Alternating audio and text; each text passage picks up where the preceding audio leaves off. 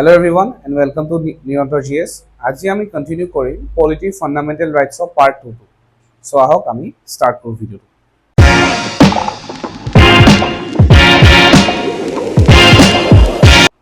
So last class আমি discuss কৰিছিলো যে ফান্ডামেন্টাল ৰাইটস কি হয়, ফান্ডামেন্টাল ৰাইটসৰ সিগনিফিকেন্স, ইম্পৰ্টেন্স, কিয় দৰকাৰী হয়, কিয় আহিলে আৰু যে ফান্ডামেন্টাল ৰাইটস কোনটা ভাগত ভাগ কৰা হৈছে। আজি আমি সেই ভাগবিলাকত লাহে লাহে ডাইভাৰ্জ হোৱা আমি আৰম্ভ কৰিম। সো প্ৰথমতে আমি স্টেপ বাই স্টেপ যাম। So let's start. আজি প্ৰথম চাম আমি আৰ্টিকল যোনটো ফান্ডামেন্টাল ৰাইটছৰ আৰম্ভণি, দ্যাট ইজ আৰ্টিকল 12। এটা কথা কৈ দিওঁ, মই কেতিয়াবা এনেকৈ লিখিব পাৰোঁ যে U/A, দিছ মিনছ আণ্ডাৰ আৰ্টিকল। এই আৰ্টিকলৰ প্ৰভিজনছত কি কি আছে। Alright, so let's start with article 12। Article 12 কি কৈছে? আৰ্টিকল 12 দিছে ডেফিনেশ্যন অফ ষ্টেট। মই এইটো কৈছিলোঁ, যদি আপোনালোকৰ মনত আছে যে যোনটো ফান্ডামেন্টাল ৰাইটছৰ আৰ্টিকল 12 হয়, যোনটো ষ্টাৰ্টিং হয়, DPSP যোনটো আৰম্ভণি আৰ্টিকল হয়। চ' সিহঁতৰ আৰম্ভণি আৰ্টিকল কেইটা হ'লে ডেফিনেশ্যন অফ ষ্টেট দিছে, কিন্তু পাৰ্সপেক্টিভটো বেলেগ বেলেগ হয়। ফান্ডামেন্টাল ৰাইটছৰ ক্ষেত্ৰত তাৰ পাৰ্সপেক্টিভ বেলেগ হ'ব, DPSP ক্ষেত্ৰত যোনটো ডাইৰেক্টিভ প্ৰিন্সিপলছ হয়, চ' তাৰ পাৰ্সপেক্টিভটো বেলেগ হ'ব। চ' আমি চাওঁ যে ইয়াৰ ষ্টেটৰ ডেফিনেশ্যন কি কি ইনক্লুড হয়। যদি আমি কওঁ এক নম্বৰ ইনক্লুড হ'ব, মই জাষ্ট জিষ্টত কথাটো কৈছোঁ, আৰু এইটো কনচেপ্টটো হয়, আপোনালোকে এইটো ভালকৈ চালে পিছত গম পাব। ঠিক আছে, ইউনিয়ন গভৰ্ণমেণ্ট বুলি দিছোঁ মই এইটো। ঠিক আছে, প্ৰথম হৈছে ইউনিয়ন গভৰ্ণমেণ্ট। ইউনিয়ন গভৰ্ণমেণ্টৰ পাৰ্লিয়ামেণ্ট হৈ গ'ল, তাৰপিছত তাৰ যোনবিলাক লেজিছলেটিভ আৰু এক্সিকিউটিভ বডি। ঠিক আছে, what is legislative and executive body? Basically legislature. ঠিক আছে, লেজিছলেচাৰ বুলি যেতিয়া আমি কওঁ, তেতিয়া আমি পাৰ্লিয়ামেণ্টৰ কথা কওঁ বা ষ্টেট এছেম্বলিজ, ষ্টেট লেজিছলেটিভ এছেম্বলিজ। চ' ইয়াৰ যোনখিনি ধৰি লওক এতিয়া এমপিজ আছে, এমপিজৰ আপোনাৰ থাকিব লোকসভাৰ থাকিব, ৰাজ্যসভাৰ থাকিব। চ' এইসকল হৈ গৈছে আপোনাৰ লেজিছলেচাৰ, যোনে লজ ফৰ্ম কৰিব। এতিয়া ইয়াৰ ভিতৰতে এই এমপি সমূহৰ ভিতৰতে কিছুমান থাকিব যোনবিলাক কেবিনেট মিনিষ্টাৰ হ'ব। ঠিক আছে, cabinet ministers, or rather we can say that council of ministers. ঠিক আছে, কাউন্সিল অফ মিনিষ্টাৰটো COM বুলি লিখে। চ' কাউন্সিল অফ মিনিষ্টাৰ্ছ থাকিব। চ' সেইখিনি হৈ যাব এক্সিকিউটিভ পাৰ্টত পৰিব। অলৰাইট, তাৰ লগতে এইবিলাক হৈ গ'ল পলিটিকেল এক্সিকিউটিভ, যাক টেম্পৰাৰী এক্সিকিউটিভ বুলিও কোৱা হয়। পাৰ্মানেণ্ট এক্সিকিউটিভ কাক কোৱা হয়? যোনসকল অন ইন দ্য বেচিছৰ, বেচিকেলি অন দ্য চাৰ্ভিছৰ IAS হৈ গ'ল। ঠিক আছে, যোনবিলাকে পলিচি ফৰ্ম কৰে বেচিকেলি। চ' সেইবিলাকক পাৰ্মানেণ্ট এক্সিকিউটিভ বুলি কোৱা হয়। চ' যেতিয়া এইটো আমাৰ কনচেপ্টটো ক্লিয়াৰ হৈ গ'ল, চ' নাও let's start. Okay, let's continue. So union government or legislature, executive part to definition state of include কৰা হৈছে। So second part to state government or same similar, state government or legislature part or executive part to যেনেকৈ আমাৰ অসমৰ বহুখিনি minister আছে, right? So' মিনিষ্টাৰটো technically actually wrong term ষ্টেটৰ ক্ষেত্ৰত, বা ষ্টিল আমি ব্যৱহাৰ কৰিম এতিয়া for our sake of understanding. State গভৰ্ণমেণ্টত লেজিছলেচাৰ আছে, তাৰ বহুতখিনি মিনিষ্টাৰ আছে, আৰু মিনিষ্টাৰৰ বেলেগ বেলেগ ৰিপ্ৰেজেণ্টেটিভ আছে। তেনেকৈ গৌৰৱটো এতিয়া নাই, বাট আগতে আছিলে কলীয়া বৰবা, তেনেকৈ বেলেগ বেলেগ আছে। আৰু আমাৰ অসমৰ তেনেকৈ এডুকেশ্যন মিনিষ্টাৰ বেলেগ। ঠিক আছে, হোম মিনিষ্টাৰ বেলেগ। জাষ্ট কথাটো কৈছোঁ, যোনটো পৰ্টফলিঅ' আছে। চ' সেইবিলাক লেজিছলেচাৰ তেনেকৈ এক্সিকিউটিভ হয়। চ' ষ্টেটৰ ডেফিনেশ্যন আণ্ডাৰ ছেকেণ্ডটো ষ্টেট গভৰ্ণমেণ্টৰ লেজিছলেচাৰ আৰু এক্সিকিউটিভকো ধৰা হৈছে। থাৰ্ডটো হৈছে অল লোকেল অথৰিটিজ। ঠিক আছে, অথৰিটিজ। লোকেল অথৰিটিজ বুলি ক'লে কি হ'ব পাৰে? ইয়াত আপোনালোকৰ মিউনিচিপালিটিজ আহি যাব পাৰে। ঠিক আছে, মিউনিচিপালিটিজ। ইয়াত আপোনালোকৰ পঞ্চায়ত আহি যাব পাৰে। ঠিক আছে, মিউনিচিপাল কৰ্পৰেশ্যন আহি যাব পাৰে, এক্সেট্ৰা এক্সেট্ৰা এক্সেট্ৰা। যিমান লোকেল বডিজ আছে, সেই গোটেইসমূহক ইয়াত ধৰা হৈছে ইন ডেফিনেশ্যন অফ ষ্টেট। 4 নম্বৰটো ধৰা হৈছে all statutory and non-statutory,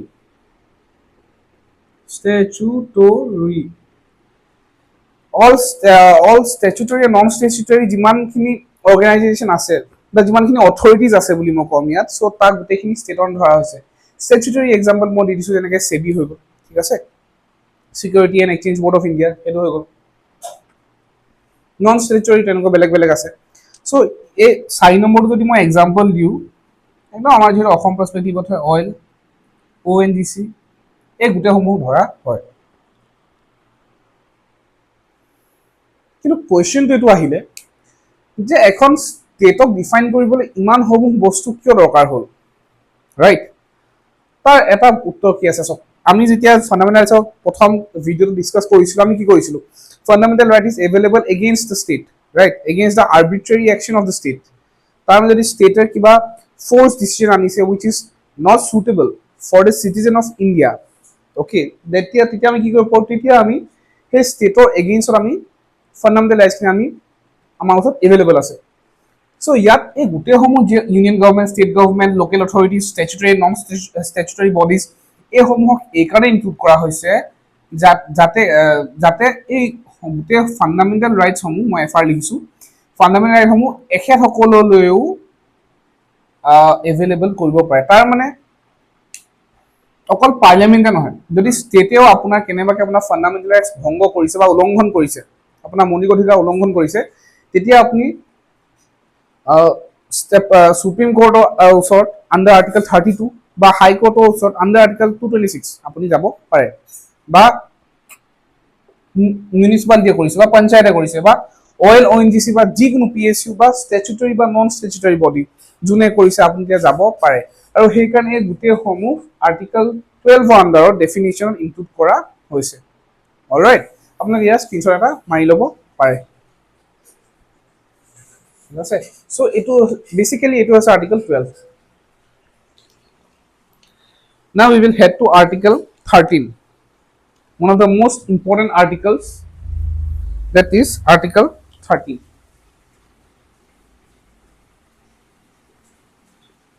article 13 কি কৈছে article 13 মই স্টেটমেন্টটো কৈ দিছো যে any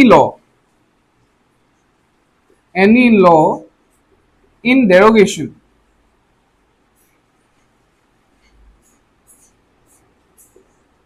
with the constitution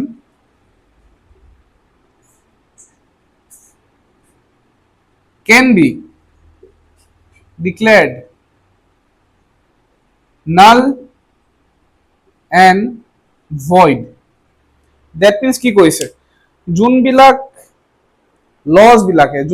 laws বিলাকে কিবা আমাৰ মৌলিক অধিকাৰসমূহ বা কনস্টিটিউশন বেসিক্যালি সংবিধানত থকা যোনসকল প্ৰভিজনছ আছে সেইবিলাকক উলংঘন কৰিছে কোনো প্ৰকাৰে in one way or the other সেই লসমূহক নাল এণ্ড ভইড বুলি ডিক্লেয়াৰ কৰিব পাৰি সেই those laws can be declared as null and void basically null and void মানে কি that can be struck down ঠিক আছে সো এইটো পৰা আমি ক'ব পাৰো যে এই যোনটো null and void declared can be declared null and void এই আৰ্টিকল 13 ৰ পৰা আহিছে the concept of judicial review ঠিক আছে the concept of judicial review now what is judicial review এতিয়া আপোনালোকে দেখিছে যে কিছুমান ক্ষেত্ৰত সুপ্ৰিম কোৰ্টে কয় যে এইটো এই লটো যোনটো আছে এই লটো কিন্তু ৰাইটছৰ এগেইনষ্টত আছে আমি এইটো অতৰাইছো in 2019 এখন কমিটি আছিল নামটো আছিল NJAC National Judicial Appointment Commission so ইয়াৰ আন্ডাৰত সিম্পলকে বুজাই দিছো ইয়াৰ আন্ডাৰত বেসিক্যালি গভর্নমেন্ট ইনভলভ হৈছিলে in appointment of Supreme Court judges okay Supreme Court judges সমূহৰ appointment that government include হৈছিলে আৰু আমি পিছত গম পাওঁ এতিয়া কথাটো একদম সিম্পল কে মই বুজাই দিছো যে গভৰ্নমেন্ট আৰু জুডিচিয়াৰী ইজনে হিজনে বহুখিনি ক্ষেত্ৰত কিছুমান ইম্পৰ্টেন্ট ডিসিশনছ বা কামত ইন্টাৰফেয়াৰ কৰিব নোৱাৰে গতিকে লৈ সুপ্ৰিম কোৰ্টে ক'লে কি এই যোনটো এনজেএসি আছে এই এনজেএসি টো যে নাল এণ্ড ভইড কৰিছো আমি এইটো ষ্ট্ৰাক ডাউন কৰিছো এইটো কৰিব নোৱাৰে সো তেনেকুৱা কিছুমান পাৱাৰ আছে যোনটো আমি দেখি আহিছো এনেকুৱা ক্ষেত্ৰত এইটো সুপ্ৰিম কোৰ্টে ক'ব পাৰে যে এই যোনটো আপোনাৰ কাম কৰিছে বা যোনটো ল আনিছে বা যোনটো লেজিসলেচাৰ ফৰ্ম কৰিছে সেই লেজিসলেচন সমূহ আমি ষ্ট্ৰাক ডাউন কৰিব পাৰিম with the help of article 13 that gives us the concept of judicial review all right এতিয়া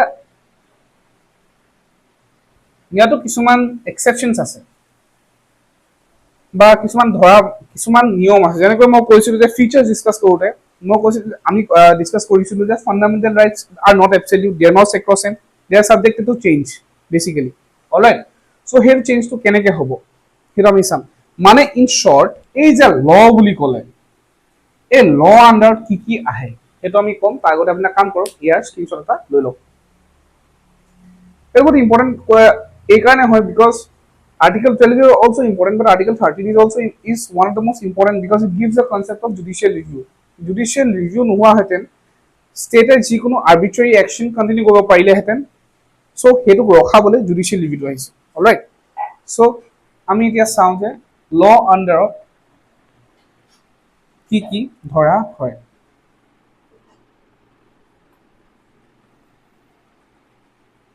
চ' এইবিলাক যেতিয়া কৰে, যে চেঞ্জ কৰে বা কিবা কৰে, এইবিলাকত এমেণ্ডমেণ্টছ কৰা হয়। চ' আমি ইম্পৰ্টেণ্ট কনষ্টিটিউশ্যনেল এমেণ্ডমেণ্টছবিলাক আমি ডিছকাছ কৰিম। So' let me read you exactly যে ল কোনখিনি হয়। মই এবাৰ পঢ়ি দিছোঁ যে আৰ্টিকল 13ৰ আণ্ডাৰত কি কি লজ আছে। মই এবাৰ আপোনালোকক একজেক্টলি বুকিছ লেংগুৱেজত পঢ়ি দিম, দেন মই আপোনালোকক ক'ম যে তাৰ মিনিংটো বুজাই দিম। So' according to books language I would like to show' this one Laxmikanth I am using. Okay, ইয়াত আছে চাওক কি আছে। Permanent laws enacted by the, চাওক মই বুকখন এইকাৰণে পঢ়িছোঁ কাৰণ in the recent APSC examination, APSC CCE 2024 যোনটো এই বছৰ হৈ গৈছিলে, তাত এটা কুৱেশ্যন দিছিলে। মই একজেক্টলি কুৱেশ্যনটো আপোনালোকক দেখাই দিছোঁ ইয়াত। উইল প্ৰভাইড এ স্ক্ৰীনশ্বট এই কুৱেশ্যনটো আৰু অপশ্যনটো। এইবাৰ CCE প্ৰিলিমছত আহিছিলে যে দ্য ৰুল অফ ল বিষয়ে আহিছিলে, আৰু ৰুল অফ ল বিষয়ে page 78 of the new version of Laxmikanth new এডিশ্যনত ধুনীয়াকৈ মেনশ্যন আছে about absence of arbitrary power, equality before law আৰু the primacy of the rights of individuals. আৰু আমাৰ ইণ্ডিয়ান ক্ষেত্ৰত, ইণ্ডিয়ান কনষ্টিটিউশ্যনৰ ক্ষেত্ৰত কোনকে লাগু হয় কোনকে লাগু নহয় সেইবিলাকো মেনশ্যন আছে। গতিকেলৈ মই সেইকাৰণে বুকিছ লেংগুৱেজটো আপোনালোকক পঢ়ি শুনাই দিছোঁ। 13 কৈছে permanent laws enacted by parliament or the state legislature, temporary laws like ordinances issued by the president or the state governor, statutory instruments in the nature of delegated legislation by non-legislative sources of law, it is customs or uses having force of law.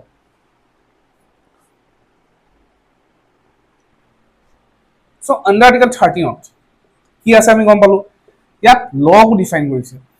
চাওক, each and everything, almost each and everything is defined in the constitution. ল আণ্ডাৰত ক'লে যে any laws, any permanent laws, প্ৰথমটো কৈছে যে any permanent laws that can be enacted by the parliament, যোনটো আমাৰ এপেক্স ল মেকিং ইনষ্টিটিউশ্যন হয়, or state legislatures,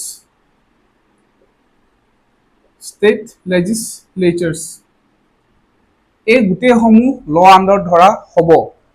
than any temporary ল, any temporary laws, any temporary rules, let's say rules or regulations আমি কৈ দিওঁ, ইয়াত কিছুমান ক্ষেত্ৰত সুবিধা হ'ব। any temporary laws, any permanent laws, ঠিক আছে। যেনেকে ফৰ এক্সাম্পল ইয়াত ক'ম আমি প্ৰেচিডেণ্টছ অৰ্ডিনেন্স, যোনটো অৰ্ডিনেন্স পাছ কৰে by the president under Article 123 or by the governor, ঠিক আছে, of the respective states, governor of respective states, এই অৰ্ডিনেন্স সমূহ ইয়াত ধৰা হ'ব। অলৰাইট, দেন কৈছে যে statutory enactments,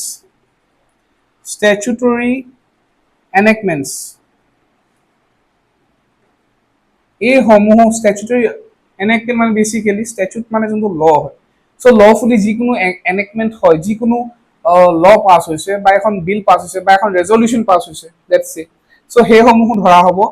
আৰু লাস্টটো কৈছে যে এনি, ইয়াত কৈছে যে non লেজিসলেচাৰ sources of law, that is customs or uses of force of law, ইয়াত নন লেজিসলেচাৰ কৈছে,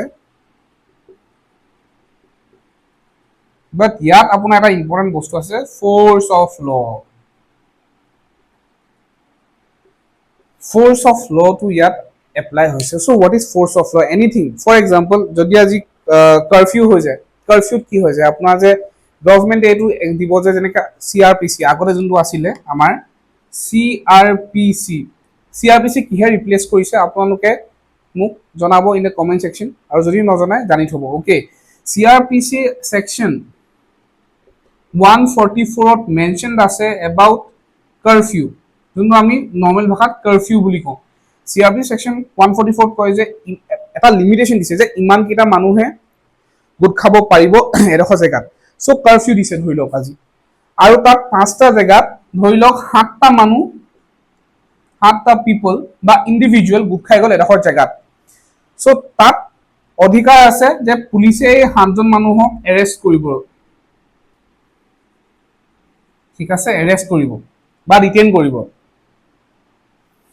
বাট ইন নৰ্মেল চাৰ্কামষ্টেঞ্চেছ তেখেতসকলক গুলিয়াই দিব নোৱাৰে ধৰি লওক বিকজ আমি এইটো পঢ়িছোঁ যে এমাৰ্জেঞ্চি যদিও হয় তেতিয়া আৰ্টিকল 21টো কেঞ্চেল নহয় চ' সেইকাৰণে এই ফ'ৰ্চ অফ ল ইয়াৰ এটা এক্সাম্পল হয় আপোনালোকে এইকেইটা এবাৰ স্ক্ৰীনশ্বট মাৰি লওক কোনকেইটা বস্তু ল ডেফিনেশ্যনত ইনক্লুডেড আছে alright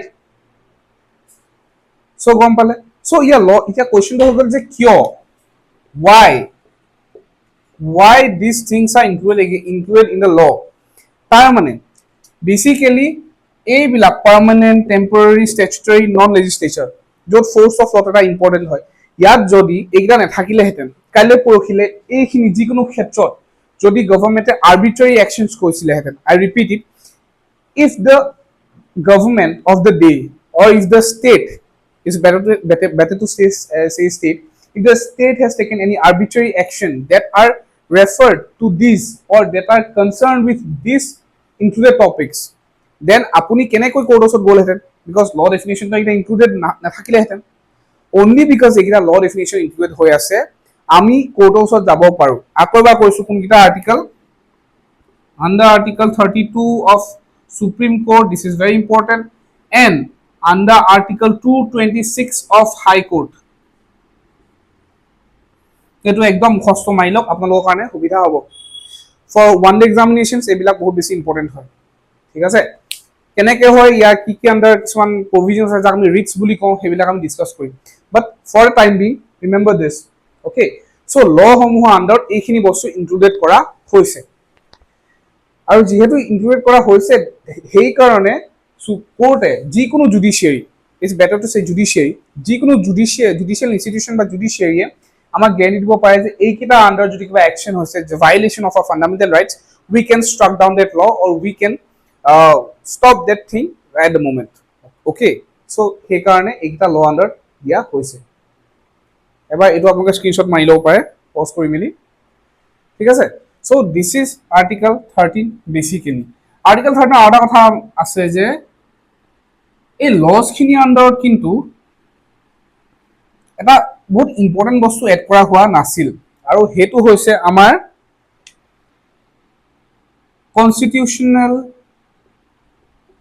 constitutional amendment acts under article 368 এই যোনটো constitutional amendment acts আছিলে এই act সমূহক বা এই বিল সমূহক বা এই laws সমূহক basically এইবিলাক এড কৰা হোৱা নাছিলে under laws these were not included under definition of law before 24th April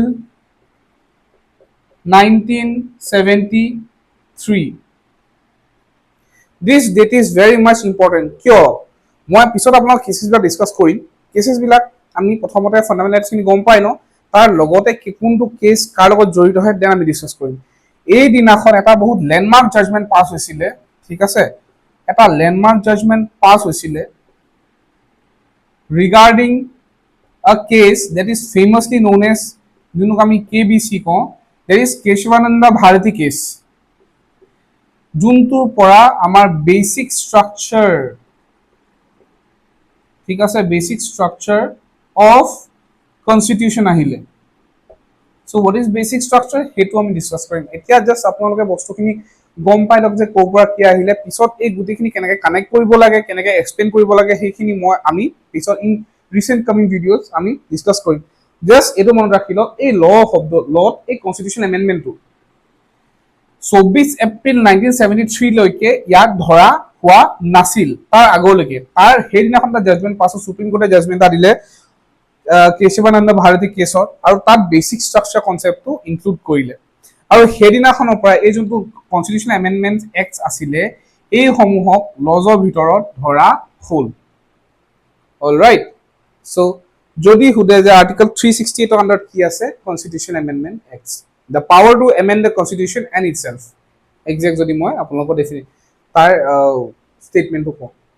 alright, so' this is, আপোনালোকে এটা স্ক্ৰীনশ্বট মাৰি ল'ব পাৰে, বিকজ দিছ ইজ ইম্পৰ্টেণ্ট। কিছুমান এক্সামছত এইটো অহা দেখা গৈছে। Alright, so' now we will be heading to article 14, right to equality.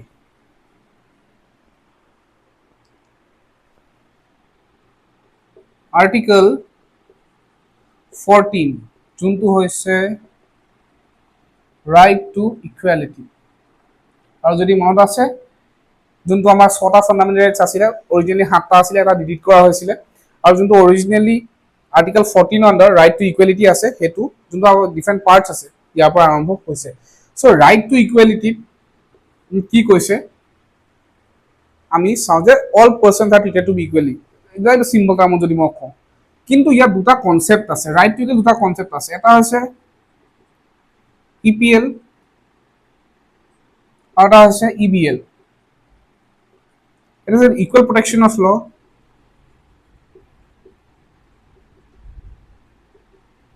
equal protection of law, and this is equality before law.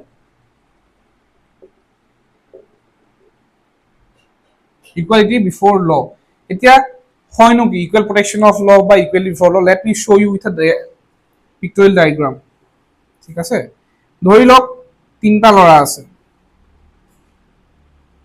ঠিক আছে, প্ৰথমতে ইকুৱেলি বিফৰ লটো কৰোঁ আমি। 3টা ল'ৰা আছে, এটা সৰু ল'ৰা, এটা তাতকৈ ডাঙৰ ল'ৰা, আৰু এটা তাতকৈ ডাঙৰ ল'ৰা।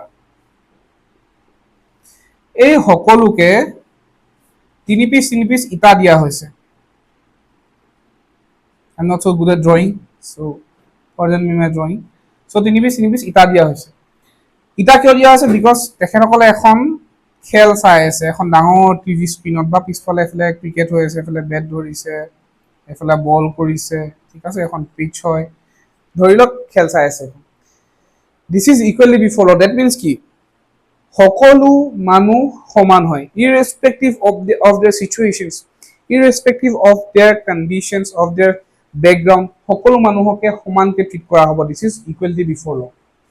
আমাৰ equal protection of law, equal protection of same আছে। এইটো সৰু ল'ৰাটো, এইটো তাতকৈ অকণমান ডাঙৰ ল'ৰাটো, আৰু এইটো তাতকৈ অকণমান ডাঙৰ ল'ৰাটো। এতিয়া ইয়াৰ যোনটো 3 পিচ ইটা আছিলে, তাৰ পৰা ইয়াক আৰু এপিচ ইটা দিয়া হ'ল। ইয়াৰ যোনটো আছিলে, ইয়াৰ 3 পিচ, ইয়াৰ 4 পিচ কৰা হ'ল।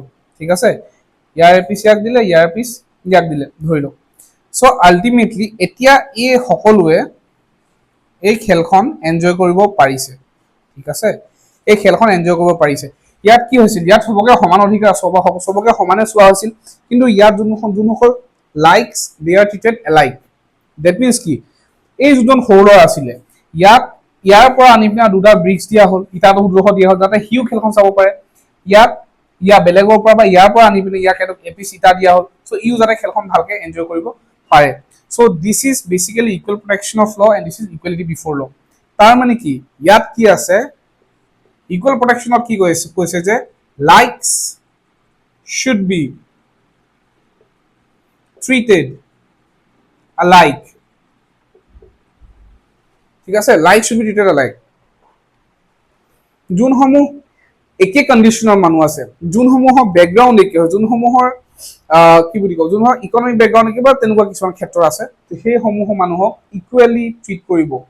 ঠিক আছে, মই একজেক্টলি ষ্টেটমেণ্টটো পঢ়ি দিছোঁ আপোনালোকক। চ' ফাৰ্ষ্ট কনচেপ্ট বা যোনটো ইকুৱেলিটি বিফৰ ল, তাত কি কৈছে যে the absence of any special privileges, favor of any person, the equal subjugation of all person, ordinary law administered by the court, no person, whether rich or poor, high or low, is above the law. ঠিক আছে, so ইয়াত আপোনাৰ কোনো special privilege নাথাকিব, ইয়াত থাকিব equal সাবজুগেশ্যন।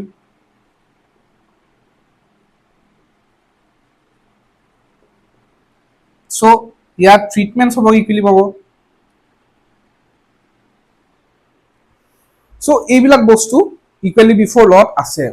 whereas এইটো যোনটো আমি ক'লো like should be treated like, তাৰ উপৰিও আৰু আছে যে equality of treatment under special circumstances, special চাৰ্কামষ্টেঞ্চেছ,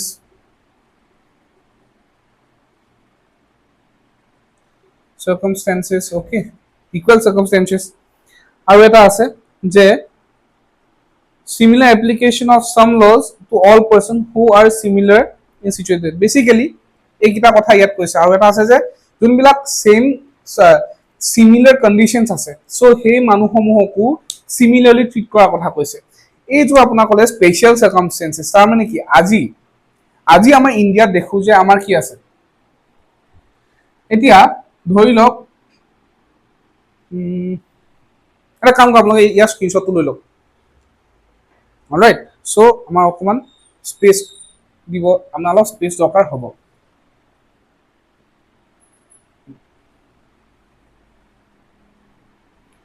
so ধৰি লওক আজি আমাৰ ইণ্ডিয়া স্পেচিয়েল লজ আছে। এজন মানুহ ধৰি লওক যাৰ 18 বছৰ হৈছে, আৰু এজন ল'ৰা যাৰ 18 বছৰ হৈছে, আৰু এজন ল'ৰা যাৰ 16 বছৰ হৈছে। এতিয়া আমাৰ ইণ্ডিয়াত এইটো আছে যে যোন 18 বছৰ তলত সিহঁতৰ ওপৰত কিছুমান যদি হিনিয়াছ ক্ৰাইম হয় after the Nirbhaya case, so heinous crime হ'লেহে পানিছমেণ্ট হ'ব, আদাৰৱাইজ ইমান পানিছমেণ্ট নহয়। এতিয়া হিনিয়াছ ক্ৰাইম কি হয়, কি কি ইনক্লুড আছে, এইবোৰ পিছৰ কথা। অলৰাইট, আমি জাষ্ট ইয়াত কনচেপ্টটো বুজিব লাগে। সো 18 বছৰ তলত কোনোবাই ধৰি লওক মাৰ্ডাৰ কৰিলে, আৰু 18 বছৰ, এইটো 18 আমি এটা কাম কৰোঁ, আমি 19 বছৰ লৈছোঁ, আৰু ইয়াৰ এইজনৰ মাৰ্ডাৰ কৰিলে। এতিয়া according to the laws and regulations of India এই ল'ৰাজনে পানিছমেণ্ট বেলেগ পাব, his punishment is different. And আৰু এই 16 বছৰীয়া ল'ৰাজনে যোনটো পানিছমেণ্ট পাব, this both are different in nature.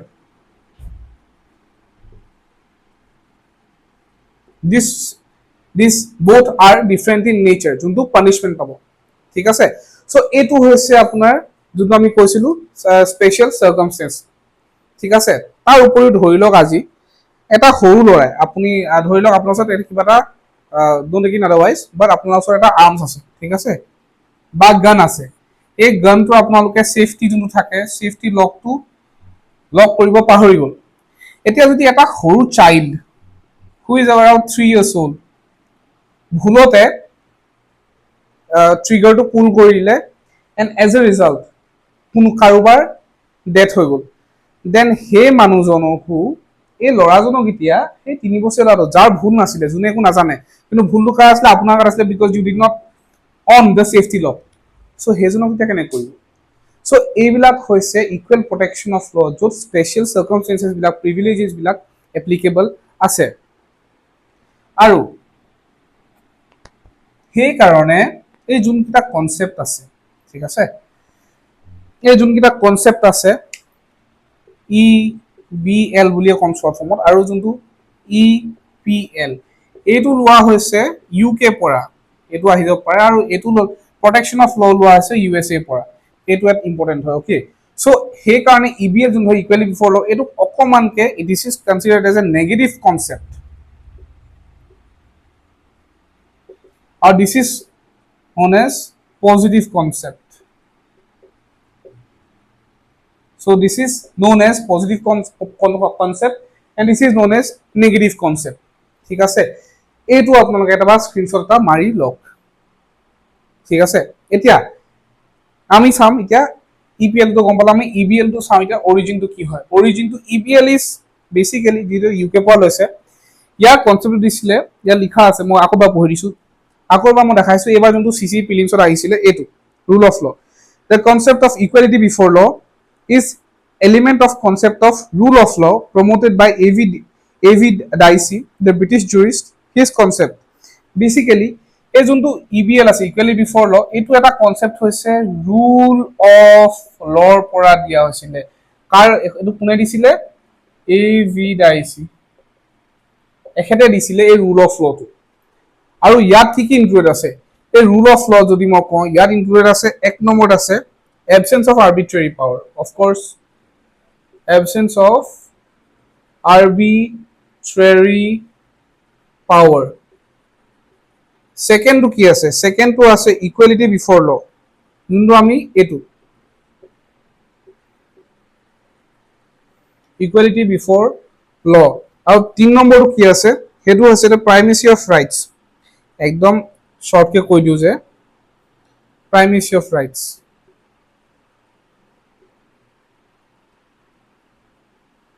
ঠিক আছে এইকিটা হৈছে ইউকে কনসেপ্ট এতিয়া এই যোনটো ফার্স্ট টু এবসেন্স অফ আরবিট্রারি পাওয়ার আৰু এই দুটা হে আমাৰ ইন্ডিয়াত কিন্তু এপ্লিকেবল হয় অলওয়েজ ৰিমেম্বৰ 3 নম্বৰটো কিয় এপ্লিকেবল নহয় হেতু মই কৈছো তাৰ আগতে আপোনালোক ইয়াৰ স্ক্ৰিনশ্বট লৈ লওক বিকজ অলপ স্পেস দৰকাৰ হ'ব পাৰে আছে ওকে এতিয়া প্রাইমেসি অফ রাইটস যোনটো যে component of rule of law ঠিক আছে এটো কি কৈছে ইয়াত কৈছে যে একদম সিম্পল কৈছো the constitution defined and enforced by the courts law rather than the constitution being the source of individual rights ইয়াত কৈছে যে constitution is not the source একদম সিম্পল ভাষাত বুজাই দিছো of individual rights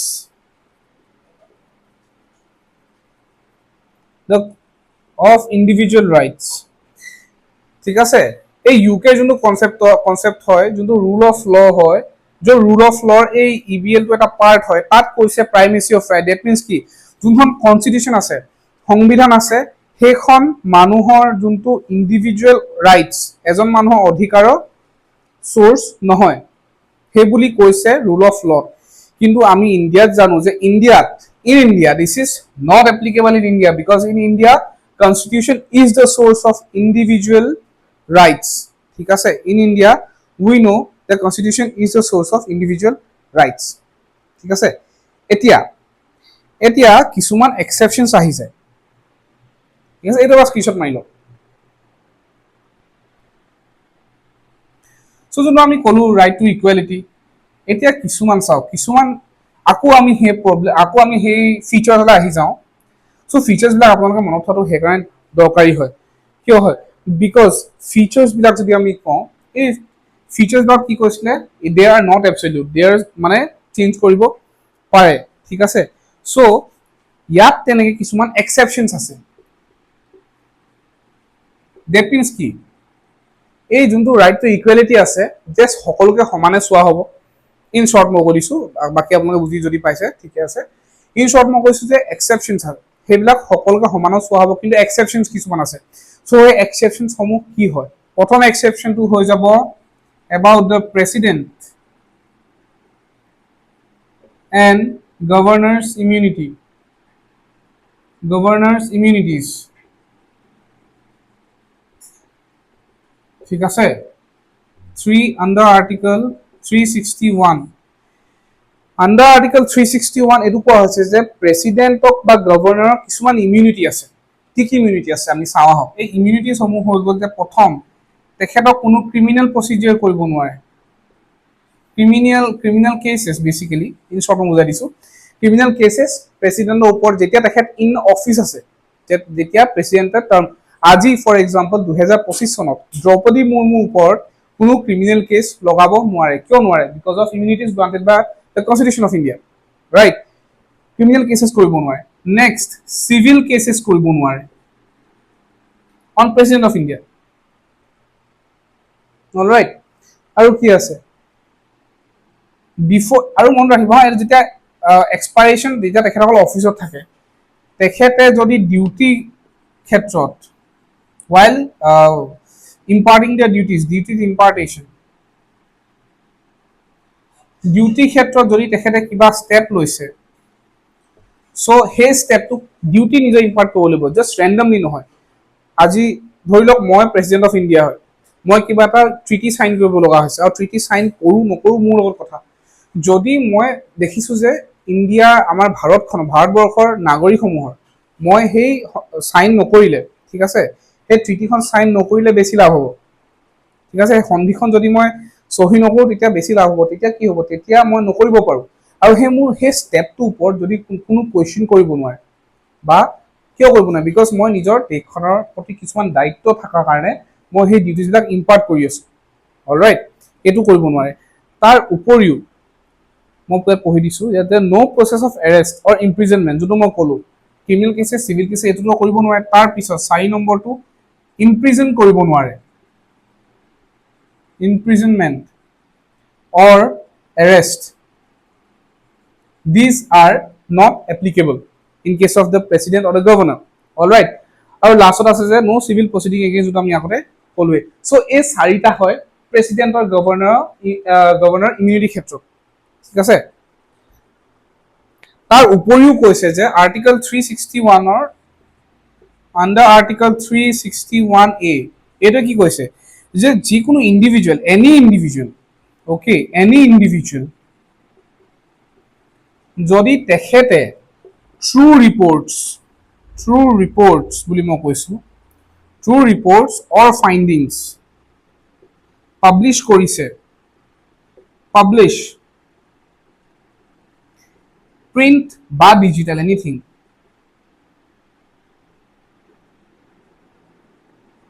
regarding the parliamentary procedures বা পাৰ্লিয়ামেণ্টাৰীত আপোনাৰ কিছুমান ৰিপৰ্টছসমূহৰ যদি কোনোবা এজন ইণ্ডিভিজুৱেল ট্ৰু ৰিপৰ্টছ আৰু ফাইণ্ডিংছ পাব্লিছ কৰিছে, প্ৰিণ্ট হওক ডিজিটেল হওক, সেই মানুহজনক এৰেষ্ট কৰিব নোৱাৰে। আৰ্টিকল 361A এই পাৱাৰটো দিছে, অলৰাইট। তাৰ উপৰিও পাৱাৰ দিছে যে যিকোনো মানুহ, আৰ্টিকল 14 অৰ্ডাৰত এইটো বস্তু ইনক্লুডেড নহয় যে যদি পাৰ্লিয়ামেণ্টত ডিউৰিং ডিবেটছ এণ্ড ডিছকাশ্যনছ কোনোবাই কিবা কথা ক'লে, পাৰ্লিয়ামেণ্টত ডিবেটছ এণ্ড ডিছকাশ্যনছ যোনবিলাক ষ্টেটমেণ্ট দিয়া হয়, দোজ আৰ নট এডমিছিবল, বা সেইবিলাকৰ ওপৰত আপোনালোকে কোৰ্টত কেছ কৰিব নোৱাৰে। যোনবিলাক পাৰ্লিয়ামেণ্টত ডিবেটছ এণ্ড ডিছকাশ্যন হয় আৰু তাৰ ষ্টেটমেণ্ট যোনবিলাক দিয়া হয় সেইবিলাকৰ ওপৰত কোনো কেছ কৰিব নোৱাৰে। তাৰপিছত আৰু কৈছে যে no' member of the legislative of the state liable to any proceeding, same এইটো এটা পাৰ্লিয়ামেণ্টৰ ক্ষেত্ৰত কৈছে আৰু এটা ষ্টেটৰ ক্ষেত্ৰত কৈছে, অলৰাইট। তাৰপিছত লিখা আছে আৰ্টিকল 31C ফৰেন আৰু এন জি অ'। এতিয়া চাওক আৰ্টিকল 31 এটা কাম কৰোঁ, কিয় স্ক্ৰীনশ্বট এটা লৈ লওক, অলৰাইট। দেন এইটো আমি এক্সেপশ্যনছ বিলাকতে আছোঁ, অলৰাইট। এইটো পাহৰি নাযাব, মই লিখি দিম বাৰু ইয়াত এক্সেপশ্যনছ, ঠিক আছে। ইয়াত আৰু কিছুমান আছে, যেনেকৈ চাওক আৰ্টিকল 31, আণ্ডাৰ আৰ্টিকল 31 মই এটা শ্বৰ্ট ফৰ্ম দিছোঁ, আপোনালোকে যদি পাৰে ইয়াত 3টা প্ৰভিজন আছে, A, B and C, ঠিক আছে। মই এইটো এনেকৈ থৈছিলোঁ L9D। What is L? L হৈছে লেণ্ড একুইজিশ্যন এণ্ড অল, ঠিক আছে, লেণ্ড একুইজিশ্যন। 9টো হৈছে 9 শিডিউল আৰু D হৈছে DPSP। 31C এইকেইটা বস্তু ইনক্লুডেড আছে, লেণ্ড একুইজিশ্যন হৈ গ'ল, 9 শিডিউল আৰু DPSP। এতিয়া কথাটো এতিয়া সুপ্ৰিম কোৰ্টে এটা ষ্টেটমেণ্ট কৈছে যে য'ত আৰ্টিকল 31C আহিব, wherever article 31C comes, judiciary goes out. That means কি, যেতিয়া আৰ্টিকল 31C আহি যাব তাত সেই বস্তুখিনি লৈ পিনে কোৰ্টত আপোনালোকে কোনো কেছ কৰিব নোৱাৰে বা জুডিচিয়াৰী তাত কোনো ইনভলভমেণ্ট নেৰাখে নিজৰ। য'ত আৰ্টিকল 31C আণ্ডাৰ যোনবিলাক বস্তু আহে, বেচিকেলি DPSP। এতিয়া গভৰ্ণমেণ্টে DPSP কেনেকৈ আনিব, হাউ? এতিয়া যেনেকৈ ইন আৰ্টিকল 21 আমি পিছত কেইখিনি ডিছকাছ কৰিম দিয়ক, এতিয়া এইখিনি আমি ডিছকাছ নকৰোঁ। চিম্পলি আপোনালোকে মনত ৰাখিব যে আৰ্টিকল 31AC আণ্ডাৰ যোনবিলাক প্ৰভিজনছ আহে তাত জুডিচিয়াৰীয়ে কোনো ইনভলভমেণ্ট নাৰাখে, in simple terms. Article 31B আছিলে এটা সময়লৈকে 31B আছিলে বাট ইন আয়াৰ কোয়েলো কেছ স্পেলিংটো বা চাব লাগিব অ'কে আয়াৰ কোয়েলো কেছ এই 9 শিডিউলটো তাৰ পৰা 9 শিডিউলটো সেই এক্সেপশ্যনৰ পৰা অঁতৰাই দিয়া হ'ল and this came under purview of judicial review যোনটো আমি আৰ্টিকল 13 ডিছকাছ কৰিছিলোঁ okay this came under purview of judicial review 31B কথা মই কৈ আছোঁ ঠিক আছে চ' এইটো বহুত ইম্পৰ্টেণ্ট হয় এই ষ্টেটমেণ্টটো বহুত বেছি ইম্পৰ্টেণ্ট হয় আপোনালোকে ইয়াৰ স্ক্ৰীনশ্বট এটা মাৰি ল'ব পাৰে আৰু এক্সেপশ্যন কি আছে যিমান ডেলিগেশ্যনছ আছে ডেলিগেশ্যনছ আই মিন টু চে ফৰেনাৰ্ছ বা যোনবিলাক ডিপ্ল'মেটছ আহে ফৰেন ডিপ্ল'মেটছ সেই ডিপ্ল'মেটছসমূহক ইমিউনিটি প্ৰভাইড কৰা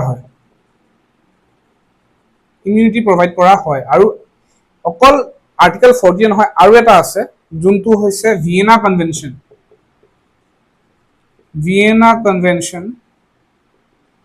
on diplomacy Vienna convention on diplomacy এই ভিয়েনা কনভেনশ্যন অন ডিপ্ল'মেচিয়েও ইমিউনিটি প্ৰভাইড কৰে অলৰাইট ডিপ্ল'মেটছ এণ্ড ডেলিগেশ্যনছ বিলাকক ফৰেন ডিপ্ল'মেটছ এণ্ড ডেলিগেশ্যনছ আৰু এটা বস্তু ইমিউনিটি প্ৰভাইড কৰে এই ইমিউনিটিৰ পৰা টানিছোঁ সেইটো হৈছে যিমানসকল ইউনাইটেড নেশ্যন অৰ্গেনাইজেশ্যনৰ পৰা যিমানসকল মানুহ আহে বা তেখেতসকলৰ অফিচিয়েলছসমূহ এই অফিচিয়েলছসমূহকো তেখেতসকলে ইমিউনিটি প্ৰভাইড কৰিছে ডেট মিনছ কি এইখিনি বস্তু আৰ্টিকল 14 আণ্ডাৰত নাহিব অলৰাইট আপোনালোকে ইয়াৰ স্ক্ৰীনশ্বট এটা মাৰি লওক চ' এইটো হৈ গ'ল আপোনালোকৰ আৰ্টিকল 14 এতিয়া আমি আৰু ফাৰ্ডাৰ আজি ডিছকাছ নকৰোঁ আজি ইমানতে আমি সামৰিছোঁ বিকজ যেতিয়া আৰ্টিকল 15 আহিব বহুখিনি কথা আহি যাব EWS হৈ গ'ল বা ৰিজাৰ্ভেশ্যন হৈ গ'ল কিছুমান কমিটিজৰ কথা ৰেকমেণ্ডেশ্যন আমি সেইখিনি ডিছকাছ কৰিব লাগিব চ' আপোনালোকৰ যদি কিবা ডাউট থাকে ইনষ্টাগ্ৰাম হেণ্ডেলত মেছেজ কৰিব পাৰে আৰু হোৱাটছএপ চেনেলত যিহেতু আমি আপোনালোকে মেছেজ কৰিলেও কিছুমান বস্তু ডকুমেণ্টছ হৈ গ'ল বা PDF দিয়াত অসুবিধা হয় চ' সেইখিনি লিমিটেশ্যন কিছুমান টেকনিকেল লিমিটেশ্যনছ আছে আৰু গতিকেলৈ আপোনালোকে ইনষ্টাগ্ৰামত আমাক মেছেজ কৰিব পাৰে কিবা ডাউট থাকিলে বা কমেণ্টত আপোনালোকে ক'ব পাৰে আমি কমেণ্টত ৰিপ্লাই কৰিম alright so' don't forget to like subscribe share the video' and also click on the description and join our links. Thank you.